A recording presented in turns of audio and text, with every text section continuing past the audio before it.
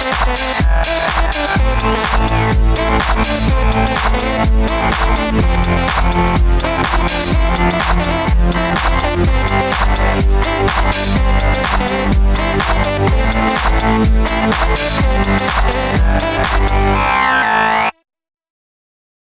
folks, I'm Matt and welcome to My Expanded Universe, a show where I have to repeat myself when I lose the sound in editing.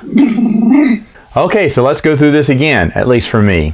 Now, we're going to talk about 3 issues of the Marvel comic book series, all written by Mary Jo Duffy. The first one is issue 97. Now, in this one, Luke and all his friends are fighting off the Nagai. Remember, Nagai invasion's going down, and they're still coming across, little groups of them, and they're fighting them off.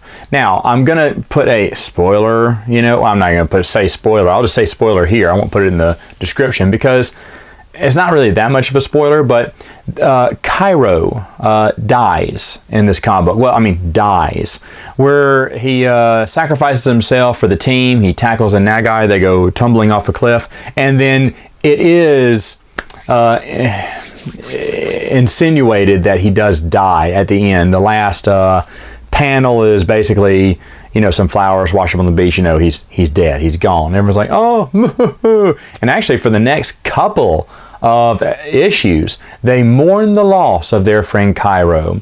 Now, I say this is not a spoiler because later on, he's coming back. He didn't die. Now, I don't believe, we may be told his story about how he survived, but the point is, I think they really meant to kill him off here. I think they didn't have any intention of saying, oh yeah, our characters think he's dead.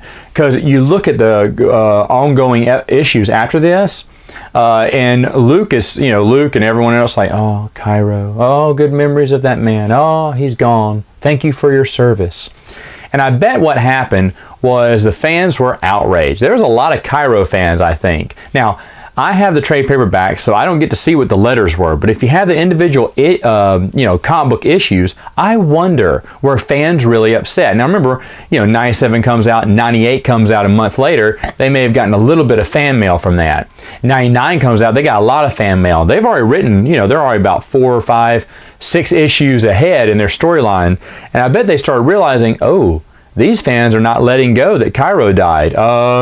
We got to fix this. So later on in the hundreds, they will fix it, and he'll be alive this whole time. Aha! Don't you fans feel silly about writing in. The next comic book is going to be issue 101. That's right, we're going to skip ahead. Now, why am I skipping ahead here? Because Finn Shiza, the fake-looking Boba Fett I've talked about, has on t-shirt.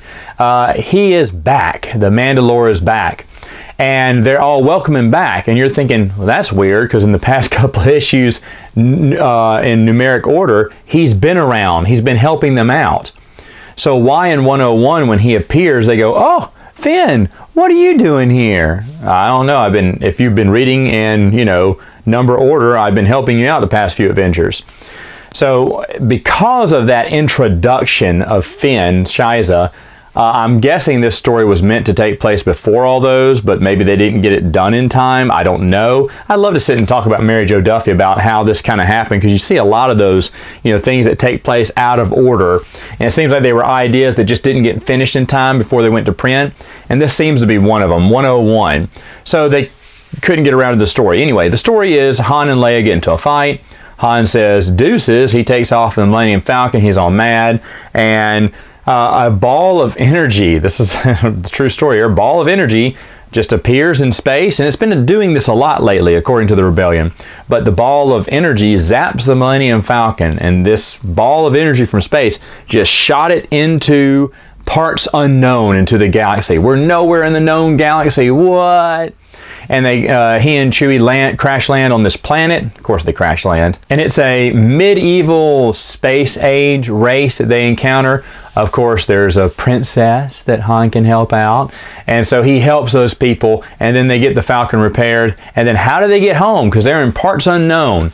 Well, they just flew back in the Falcon, because even though the Falcon didn't know where they were going, it always knows how to get back. That's what Han says at the end.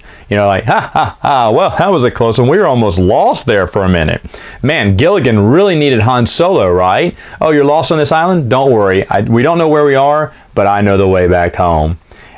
it's an easy fix for a comic book storyline to get Han back, but you're like, wait, if this ball of energy flung them out across the universe into places they've never been before, wouldn't it take longer than maybe, I don't know, a day? We're not told how much time passes, but surely it would take a while if you're flung away. It's like, dang, where you been? We thought you were dead.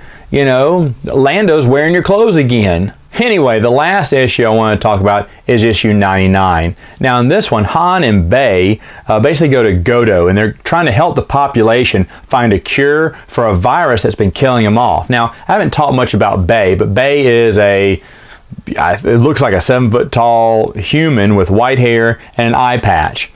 And basically it's the human equivalent of Chewie. That's all I can think of. It's like, man, we really want Han to have a partner here, but you can never understand what Chewbacca says. So let's put in Bay. Now Bay, B-E-Y, is how you pronounce his, spell his name.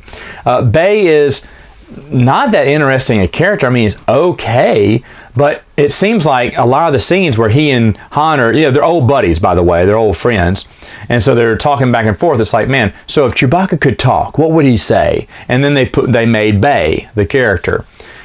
I don't know. I mean, he's okay, but not really that exciting. All right, so that's all the time I have for now, folks. See you next time with another video.